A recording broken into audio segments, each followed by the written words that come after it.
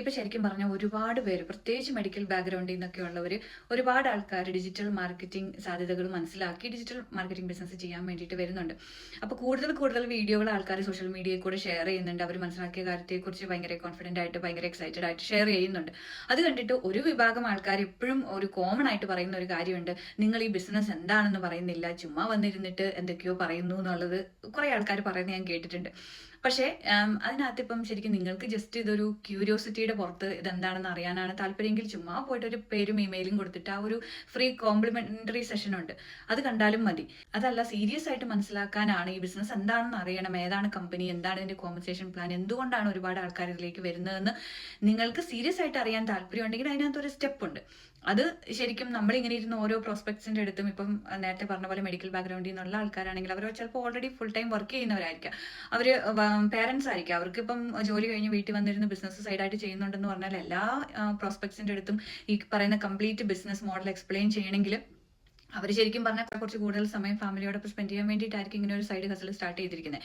അപ്പം ഇത് ഏത് മേഖലയിൽപ്പെട്ടവർക്കും ചെയ്യാൻ പറ്റുന്നതെന്നുള്ള വലിയൊരു കാരണം എന്ന് പറഞ്ഞാൽ ഇങ്ങനത്തെ ഇമ്പോർട്ടൻ്റ് ആയിട്ടുള്ള സ്റ്റെപ്സ്, അതായത് ഈ ബിസിനസ് മോഡലിനെ കുറിച്ച് ഡീപ്പായിട്ട് മനസ്സിലാക്കാനും എന്തൊക്കെയാണ് ഇതിന്റെ പൊട്ടൻഷ്യൽ എന്ന് മനസ്സിലാക്കാനും പ്രൊഫഷണലി ക്രിയേറ്റ് ചെയ്തിരിക്കുന്നത് അറിയാവുന്നവർ, അതിനെക്കുറിച്ച് നല്ല ധാരണയുള്ളവർ, ബ്രില്യൻ്റ് ആയിട്ടുള്ള ആൾക്കാരാണ് ആ ഒരു വീഡിയോ ക്രിയേറ്റ് ചെയ്തിരിക്കുന്നത്. അതും ഒറ്റ ഇൻഫർമേഷൻ പോലും മിസ്സാവാതെ എല്ലാ ഡീറ്റെയിൽസും എല്ലാവർക്കും കിട്ടത്തക്ക രീതിയിൽ അത് പ്രൊഫഷണലി ക്രിയേറ്റ് ചെയ്തിരിക്കുന്ന വീഡിയോ ആണ്.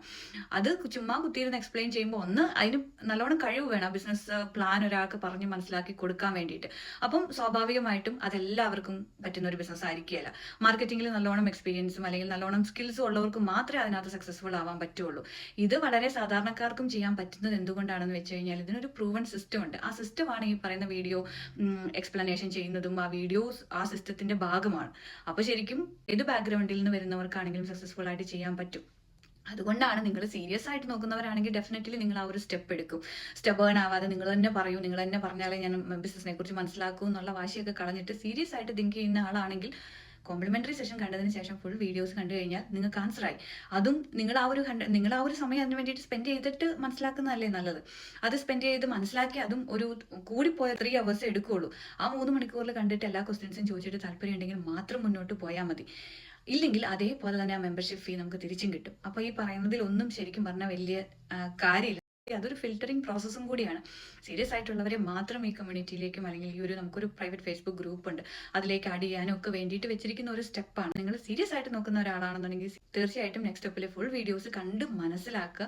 നമ്മുടെ ഇഷ്ടത്തിനനുസരിച്ച് അത് കണ്ട് മനസ്സിലാക്കി ക്വസ്റ്റ്യൻസ് എല്ലാം എഴുതി വെച്ച് ക്ലാരിറ്റി കിട്ടിയതിന് ശേഷം മാത്രം സ്റ്റാർട്ട് ചെയ്താൽ മതി.